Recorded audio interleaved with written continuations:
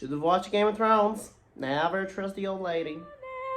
Just again, it's all going glazing. You were mine, it made me love it and begin again.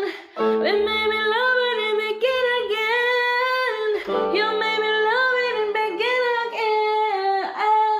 Hello, sinners. My name is Alice San, and welcome to Alice's Shelf, the Bloody Chamber. Today, we'll be talking about the Werewolf, which opens a trilogy of texts about Little Red Riding Hood. So, what's the plot of the Werewolf? We have this little girl, Little Red Riding Hood, and her mother is like, yo, here's a basket, take it to your grandma in the woods, down the street from the path, and in the basket you have also like some alcohol and a dagger so you can protect yourself. And that's really important because the original Little Red Riding Hood was very innocent and she couldn't protect herself, so much so that Disney brings in the woodcutter, the woodsman, to save her and the grandma from the belly. But now she has a knife and she can defend herself.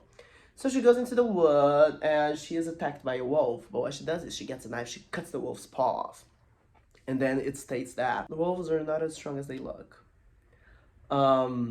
Which is clearly a take on patriarchy. And then it's very important for us to notice that she doesn't have a red hood yet. And if you remember when we talked about Little Red Riding Hood, we talked about how the red hood is this metaphor to her hymen. She actually is dressed in a coat made of sheep fur. And once I read this article, I don't remember the name of it. I think it was Wolf in Sheep's Clothing, something like that. That stated that, like, although she was the sheep and she was dressed as a sheep, she was actually the wolf. She was the one in power. That we can think about Angela Carter when she talks about patriarchy, and that this may look like a sheep, but it can kill a wolf. You know, draw the cat eye sharp enough to kill a man. So she keeps on walking. She gets to her Nana's house, and her grandma is very sick. And then she's like, something's off.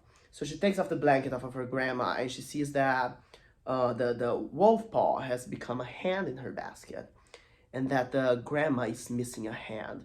So she starts screaming, and the people from the village come and kill the grandma. She lives in the grandma's house. She prospered. If we think about the symbols in Little Red Riding Hood and how the grandma is usually known as like the old habits, we can think about how she connects this element to the wolf. So like the maleness is not even in the man, it's just a symbol for the old habits. And that once it's killed, the girl can prosper. It's a pretty straightforward story. It's probably the shortest tale. I don't know, maybe the Snow Child is shorter, I'm not sure. But it's a very short story, and it just sets the first stake for Little Red Riding Hood. In the next 2 months, we will be talking about the Company of Wolves and Wolf Alice.